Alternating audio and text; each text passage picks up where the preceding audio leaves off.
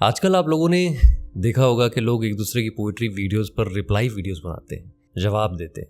मौजू सेम रहता है लेकिन अंदाज़ बयान मुख्तलिफ हो जाता है, तरीक़ा बदल जाता है, लेकिन ताल्लुक़ रहता है दोनों चीज़ों के अंदर। दोनों मतलब अगर किसी फ़लाना शख्स की आपको पोइट्री अच्छी लग रही है तो आप उसके ऊपर जवाब देते हैं, तो इसमें क्या है कि जो टॉपिक रहता है वो सिमिलर रह जाता है, लेकिन ये कि तरीक़ा, writing style, presentation style different हो जाता है, लेकिन कोई कनेक्शन रहता है दोनों के बीच में। और ये कोई नई चीज़ नहीं है, ये काफ़ी पुराने दौर से चलती आ रही हैं चीज़ें।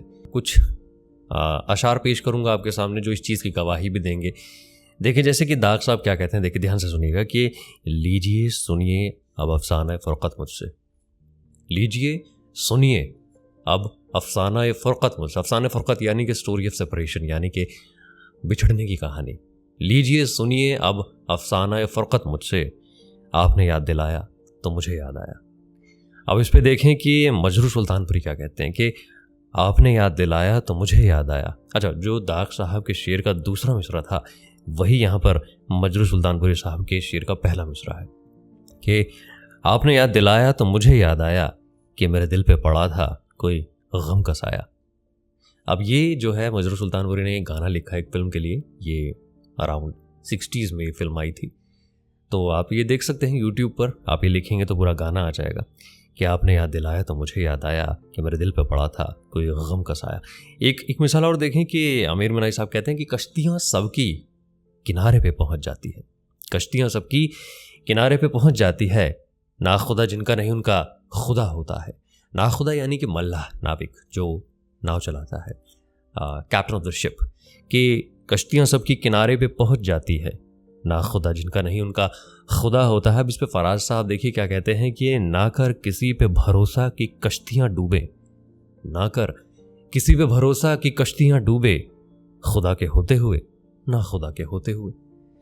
तो ये इस तरह की जवाबदेही रहती है और ज़रूरी नहीं है कि ये डायरेक्टली कनेक्शन में हो, क्योंकि एक तो ये अलग अलग दौर में कही गई बातें हैं, तो कहीं ना कहीं एक कनेक्शन, एक राब्ता कायम हो जाता है। एक मिसाल और देखें कि दाग साहब ने कहा है कि शब विसाल है, गुल कर दो इन चिरागों को, बुझा दो। शब विसाल यानी कि मिलन की रात है, मिलने की रात है, शब यानी कि रात है ना, कि शब विसाल है, गुल कर दो इन चिरागों को, खुशी की बज़्म में क्या काम जलने वालों का।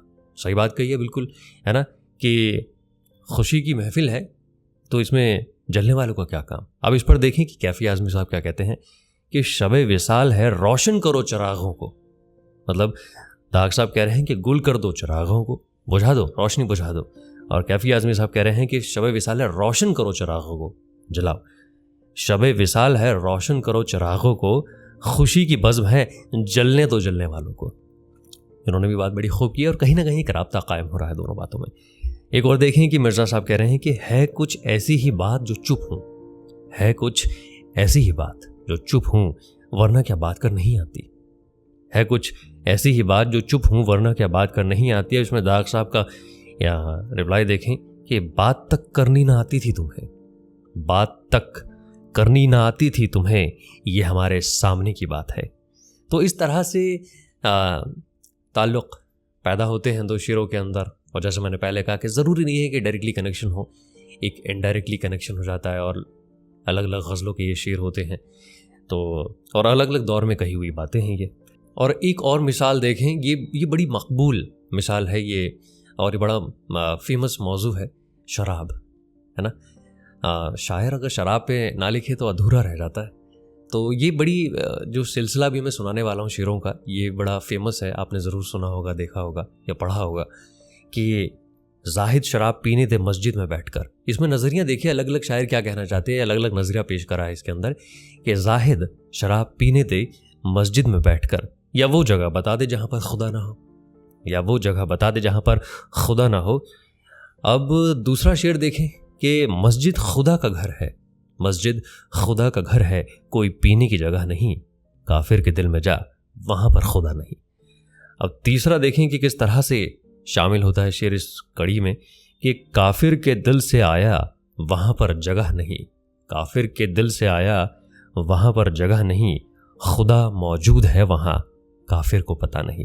तो ये थी आज की वीडियो। उम्मीद करता हूँ कि आपको अच्छी लगी हो, और अगर अच्छा लगा हो ये टॉपिक तो लाइक करिएगा, कमेंट करिएगा, और कुछ अगर आपके जहन में कुछ नई चीज़ें होती हैं तो ज़रूर मुझको कमेंट में बताइएगा, ताकि मैं भी उन पे कुछ अपना वक्त लगाकर उस पर कुछ नई वीडियो बनाई जाए।